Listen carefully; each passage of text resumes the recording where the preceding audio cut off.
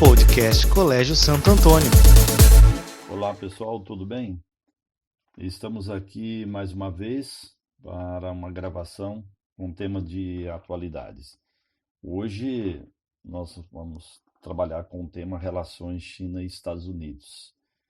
Bom, eu diria para vocês que essa competição entre China e Estados Unidos, ela vem ocorrendo de forma gradativa, mas mais recentemente, nas últimas 2 décadas, e realmente nós temos aí um efeito mais intenso. Vou lembrar vocês de que essa competição se dá principalmente pelo fato de que os Estados Unidos, né, ele surge como grande potência econômica ali exatamente no término da Segunda Guerra Mundial. E hoje nós temos aí praticamente 75 anos de domínio dos Estados Unidos nessa geopolítica, tá bem? Obviamente que essa competição ela já tem início com a China na década de 90. Por quê? Porque a China também é um país que, dentro das características, né, de uma superpotência, ela é muito mais recente, diferente dos Estados Unidos. A China, ela vem se formando como uma nação dentro dessas características como potência econômica somente a partir dos anos de 1990. É claro que a China, ela vem num processo de formação desde 1949. Lembrar que a China, até 49, era um país que tinha, digamos assim, sido dominada por grandes potências externas, mas a partir de 49 a China tem a implantação do socialismo, um socialismo liderado por Mao Tse-tung, que tem várias etapas dentro desse socialismo, mas na década de 70, com a morte de Mao Tse-tung, a China tem uma guinada enorme nesse modelo que ela tem hoje, que é exatamente nos anos de 1970, nós temos aí a formação de um novo governo, o governo de Deng Xiaoping, e aonde a China começa a fazer suas primeiras aberturas e as primeiras investidas, digamos assim, em direção ao capitalismo. Mantém um governo, né, centralizador, bem autoritário, mas no aspecto econômico a China se aproxima muito do capitalismo. Esses primeiros passos começam exatamente na metade final da década de 70. E aí nos anos 90 nós vamos ter exatamente, digamos assim, esse surgimento da China, uma potência que nós conhecemos hoje. Os anos 90 marca muito bem o processo de globalização. Lembrar aí que o grande inimigo dos Estados Unidos até praticamente 91 foi a União Soviética, ou a União Soviética era opositora dos Estados Unidos. Aí nos anos 90 você vai ter um mundo multipolarizado, onde a decadência do modelo da União Soviética e da própria Rússia faz com que os Estados Unidos não tenha, digamos assim, nenhum país opositor ao seu modelo. Nesse período da globalização, dos anos 90 e até o início desse primeiro século, a primeira década desse século, os Estados Unidos, ele basicamente, ele teve ali, elegeu basicamente o terrorismo, né, como o seu grande rival, né? Os Estados Unidos também no início desse século, pelo menos na primeira década, já falamos para vocês que em 2001 invade o Afeganistão, em 2003 tem aí a invasão do Iraque. Ou, portanto, os Estados Unidos, nesse período de readaptação ao modelo multipolarizado, os Estados Unidos ele não tem um país efetivamente como grande potência que vai ser o seu opositor. E também se meteu em várias guerras, os custos dessas guerras são enormes, né, para os Estados Unidos, e efetivamente isto não trouxe aos Estados Unidos nenhum tipo de situação onde ele pudesse, digamos assim, estar à frente, né, de desenvolvimento, né, econômico e tecnológico. Ao contrário, né, nesse período, a China, nos anos 90, vem se formando, né, vem caracterizando, né, esse novo modelo econômico e vem crescendo, passa a ser o que nós denominamos nos anos 90 de país emergente. E gradativamente, de forma muito rápida, nos anos 90, o crescimento do PIB chinês, ele passa a ser meio assustador, né? É, e vem se tornando exatamente com essa evolução do PIB uma economia global e no início desse século a China, assim, de uma certa forma até muito fácil, se torna a segunda maior economia do planeta. E aí então nós temos essa situação do início desse século, uma China avançando muito, né, como grande potência econômica, e os Estados Unidos nas primeiras décadas ainda em confrontos no terrorismo, invadindo países, né? Um pouco fora, digamos assim, daquela realidade que era exatamente verificar que a China estava nesse ritmo de crescimento e poderia ser exatamente o seu grande rival. Bom, aí então nós temos agora, nessa última década, alguns avanços da China em alguns setores que começaram a preocupar os Estados Unidos. Praticamente nos últimos 10 anos, a China vem num crescente processo de evolução de tecnologias, e isto a China passa a ter uma certa autonomia em algumas áreas, não tem mais dependência, digamos assim, em determinadas áreas tecnológicas, porque ela faz um investimento próprio, né? E vou lembrar vocês de que esse desenvolvimento da China é baseado neste modelo, né, que é praticamente um capitalismo de Estado, a forte presença do Estado como governo, mas evidentemente alcançando, né, aqueles patamares do que nós chamamos de superpotência. E as tecnologias, elas fazem parte exatamente desse processo da formação de uma grande superpotência. Lembrar que é isto que preocupa agora exatamente os Estados Unidos. Um primeiro momento, vou falar para vocês que o setor militar chinês, ele impressiona, né, essa evolução do setor militar. Quando eu falo no setor militar, eu estou pensando em todos os aspectos, né, das Forças Armadas, em número de soldados, tá? Mas também uma força aérea com aviões.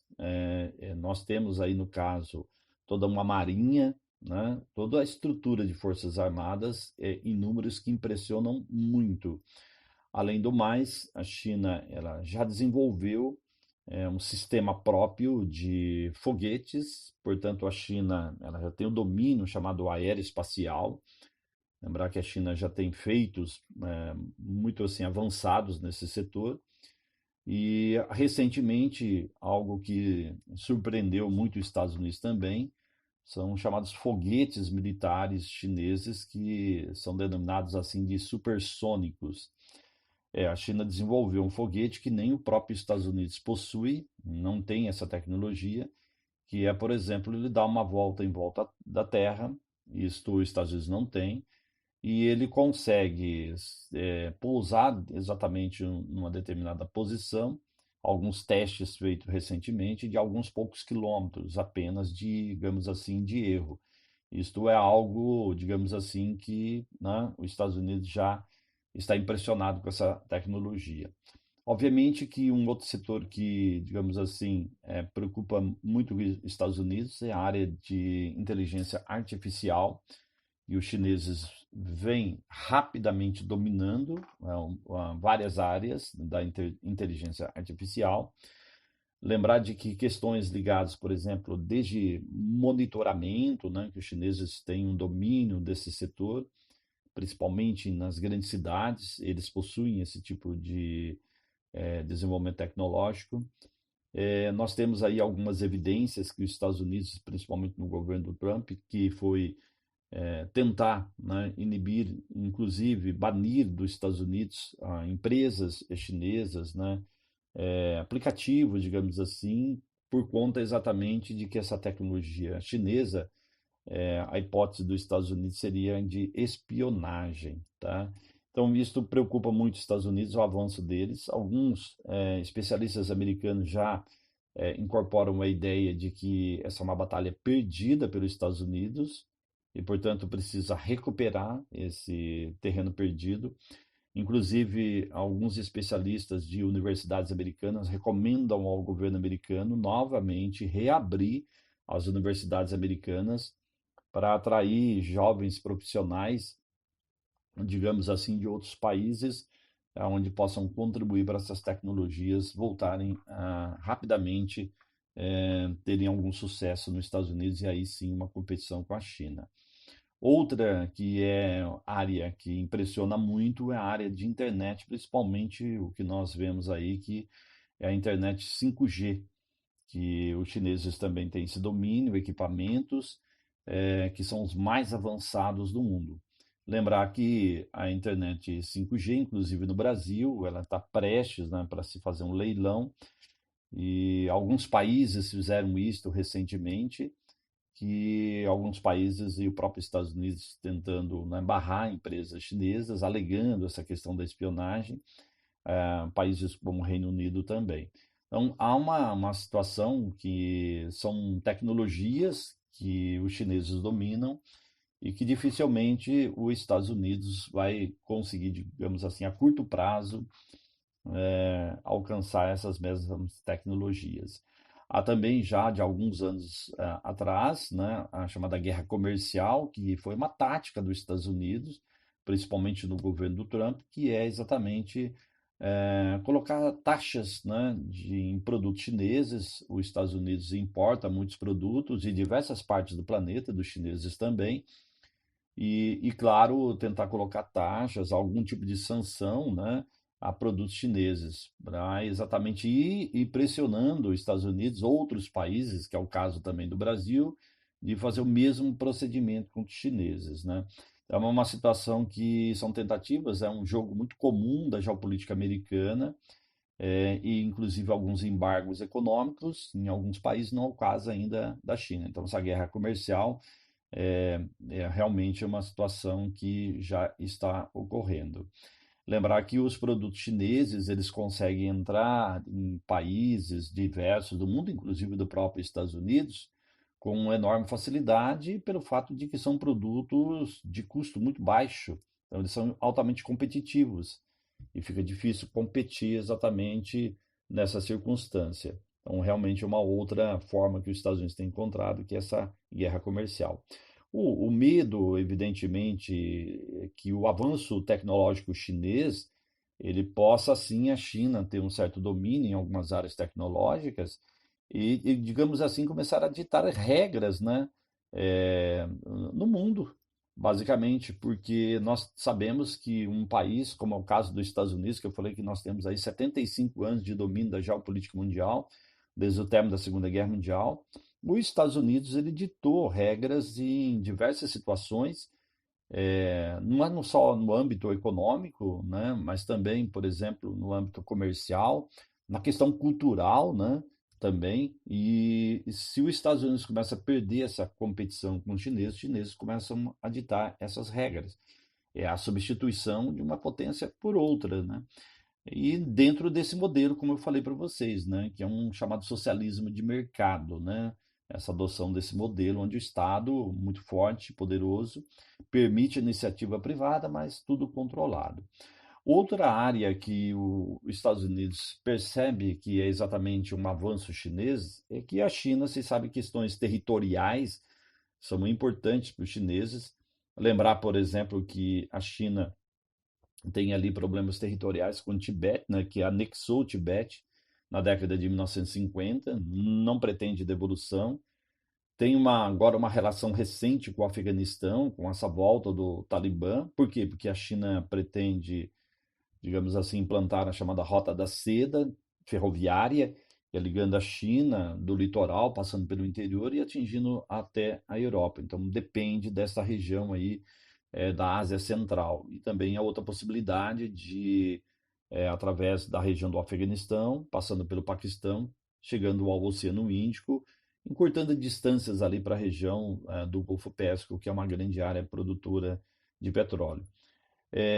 a China tem essa posição firme, tem uma boa relação com a Rússia, a boa relação, vale se lembrar, de que é uma boa relação em relação principalmente a fatos que ocorrem quando envolve os Estados Unidos, sempre China e Rússia estão de braços, né, dados contra os Estados Unidos. Então, por interesses, evidentemente, temos essa chamada boa relação entre China e Rússia, principalmente ali nessa região, Rússia, China, agora o Afeganistão, Mongólia, Coreia do Norte, né? Então é um espaço territorial onde, claro, que pode ser que no futuro Rússia e China passem a disputar esse espaço, mas atualmente eles estão realmente de braços dados nessas situações. Lembrar também que nós temos o problema da ilha de Taiwan, que é uma chamada ilha rebelde, que é uma ilha, digamos assim, chinesa, que quando a Revolução de 49 ocorreu, os capitalistas chineses foram para essa ilha, fundaram um país, né?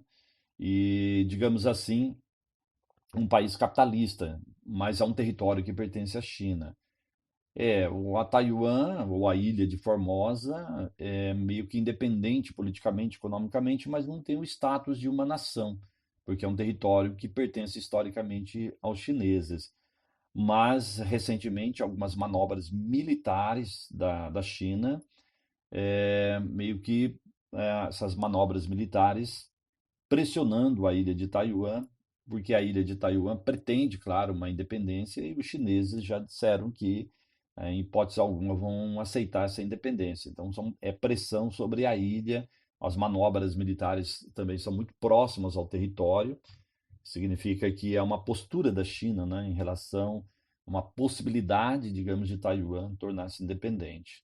E não aceita nenhum tipo de interferência externa, digamos assim, de outras nações nessa região. Tem o problema da incorporação de Macau, né, mas isso não é um grande problema, que é um território que foi dominado pelos portugueses, devolvido no final do século passado. E também tem Hong Kong, né, que é um território também dominado pelos britânicos e devolvido ao final do século passado. Este sim causa um certo incômodo pelo fato de que a China sabe que Hong Kong é um tigre asiático, está ali dentro de uma estrutura hoje pertencente novamente à China, mas que a China tem já tentado por diversas vezes algum tipo de interferência em Hong Kong, né? E agora, recentemente, surgiu também, né, um outro fato de que os Estados Unidos, agora no governo Joe Biden, ele fazendo um acordo, por exemplo, com o Reino Unido, com a Austrália, principalmente na estrutura de guerra. São acordos na área militar. Vamos lembrar que a Austrália não é que é um país ao lado da China, mas se posiciona ali próximo, né? É um país de características europeias, a princípio realmente do mundo chamado ocidental, apesar de estar nessa região, tem as características para política, econômicas e culturais de um mundo ocidental. Então, um bom aliado que os Estados Unidos tem ali a Austrália. O Reino Unido, vamos lembrar de que o Reino Unido ele sai da União Europeia, portanto, ele está só, né? Nesse momento, os Estados Unidos fazem um acordo com o Reino Unido. Houve, assim, um protesto até da França, dizendo, né, que foi apunhalada pelas costas pelos Estados Unidos, pelo fato de que faz um acordo com o Reino Unido e não faz com a França. Obviamente que a França ainda pertence à União Europeia e isso dificulta esse acordo dos Estados Unidos, ele é individualizado, né, país com país. Mas qual é o sentido deste acordo, né? O sentido do acordo é exatamente fortalecer os laços dos Estados Unidos com demais nações, onde os investimentos dos Estados Unidos na área militar já não são tão grandes. Lembrar que o aliado já existe Coreia do Sul, também existe Japão nessa região. Diria para vocês que é todos contra a China, né? Basicamente, ou aliados dos Estados Unidos diversos contra a China e talvez aí também a questão da Rússia. Algo que também que está chamando a atenção são as chamadas ilhas artificiais que os chineses estão criando no litoral. Esse litoral chinês, né, que é o litoral ali próximo do Japão, inclusive, da Coreia do Sul, e parte ali da Coreia do Norte, mas tem o litoral mais meridional, né? Chinês meridional, mais ao sul, que é onde exatamente é uma parte marítima que os chineses têm, sem praticamente nenhum vizinho. E a China está ali, obviamente, com as suas tecnologias, construindo ilhas, evidentemente, por isso o nome ilhas artificiais, né? É fora exatamente desta área das 200 milhas, que é permitido pela ONU, portanto, está considerando como seu território. É interessante, né, porque essas ilhas, elas são todas artificiais, exatamente, são construídas, às vezes, à base em áreas de corais, né, ou áreas que são muito rasas do mar. Há um aterramento dessas áreas, são pequenas ilhas apenas, mas eles estão estruturando essas ilhas com uma estrutura militar, inclusive, exatamente mostrando posicionamento, né, exatamente dentro dessa área. Então, isto, digamos assim, ainda vai longe, mas é para mostrar presença, né, não só no âmbito militar, mas também a presença em termos territoriais. A disputa territorial na região é bastante significativa. Bom, gente, era só isto, né? Temos aí algumas outras coisas mais sobre essa relação meio complicada hoje, China e Estados Unidos, mas nós teremos outra oportunidade, tá bem? Obrigado, até a próxima. Podcast Colégio Santo Antônio.